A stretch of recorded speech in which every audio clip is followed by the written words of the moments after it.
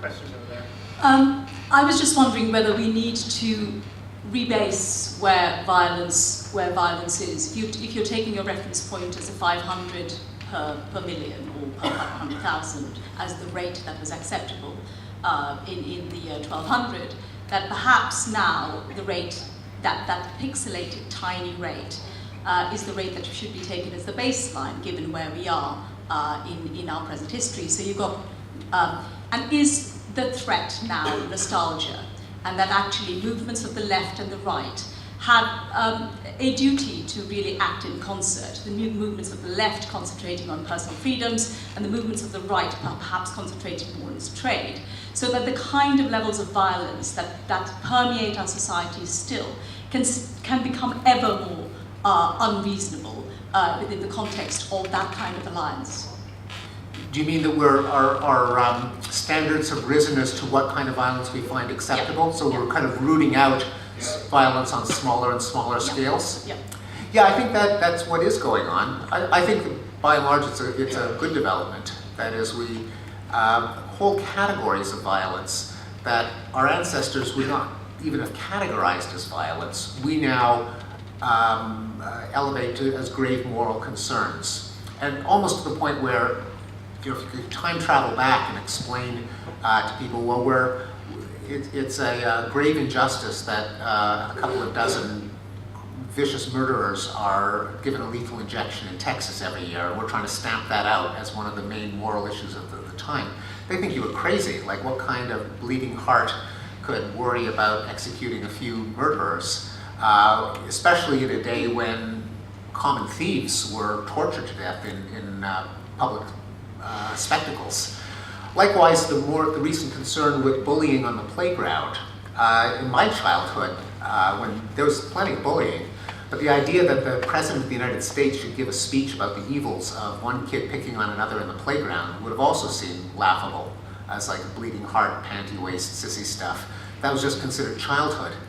Now, by and large, I think this is a good thing, even if it would have been seeming ludicrous to our ancestors, because, you know, violence is a bad thing, and as we start to conquer the big forms, like war between rich countries, and set our sights on smaller and smaller ones, life becomes better for more and more of the population. I don't know if that answers your question. I'm just curious about the notion of nostalgia, though, because in being nostalgic, one of the big issues is about violence against women, and that remains a permeated thread that remains in many societies. And although we may not see it in the pixelation at the moment, if we rebase to where violence against women becomes unacceptable, it doesn't seem to have caught on in the international commentariat as being unacceptable as yet. You mean violence against women is still acceptable? Well, in large sections of societies you would consider nostalgic. So you think about Islamic societies in Afghanistan, for example, in Saudi Arabia, for example, in Iran, for example, where violence against women continues. And within our own societies where domestic violence is still tolerated up to a very large extent. And I just wondered whether it is that kind of violence which we should no longer accept anymore. Well, I agree that we should no longer accept it, but it's not clear that it is accepted in, at least in elite strata of opinion making. I don't think any columnist in the West could say, well, domestic violence is no big deal. It's not so bad if a man smacks around his wife to keep her in line. I mean, I don't think that's any longer in the range of acceptable opinion. And I think that's increasingly true in even the more benighted parts of the world, where, of course, violence against women persists in much more horrific forms than we even see in the West. But where the momentum is certainly that in government and among elites, there's the aspiration to reduce it and eliminate it. Most countries are signatories to the United Nations Declaration against Violence Against Women, and which I think is actually cause for hope, because aspirational statements, even if they are toothless, and they often are the leading edge of a movement that quite significantly reduces and even eliminates a practice. This was true of slavery, for example, where originally it was kind of a meaningless bleeding heart campaign, but eventually swept over the globe. And for other developments like commercial whaling and piracy on the high seas, chemical weapons, it took a while, but eventually the moral pressure led to a huge reduction or elimination of the violent institution. And I suspect that what has happened in large parts of the world, namely the police, the social service agencies, and perhaps most significantly, mores and norms were militated against toleration of violence against women. I think it's not unreasonable to expect that over a span of a couple of decades that will spread to the Islamic world. It certainly happened in parts of the world like Latin America that were at first resistant to recognizing the rights of women, but it did penetrate there. And it's possible that the last parts of the world that tolerate it won't be able to do that forever. Thanks for a wide-ranging and many-pointed talk. You seem to set out the boundary conditions of an emergent relative fitness. Something's going on that's given us a relative fitness. Fitness? Yes, in Darwin's sense, like survival of the fittest, only fitness. There's an emergent quality that you seem to follow. But my point is, I go on my gut instinct here, and I feel there's something wrong with what you've said. And I'm trying to point it, identify it within myself almost. Why am I feeling that it's not quite right? There's something said about historians that the problem is they tend to, after a while, begin to believe backwards. And in a Harvard business report, it said how to avoid catastrophe, and it's expressly warned against believing in that, well, things have been all right in the past, we're getting better, it must be okay, and it stops you being alert.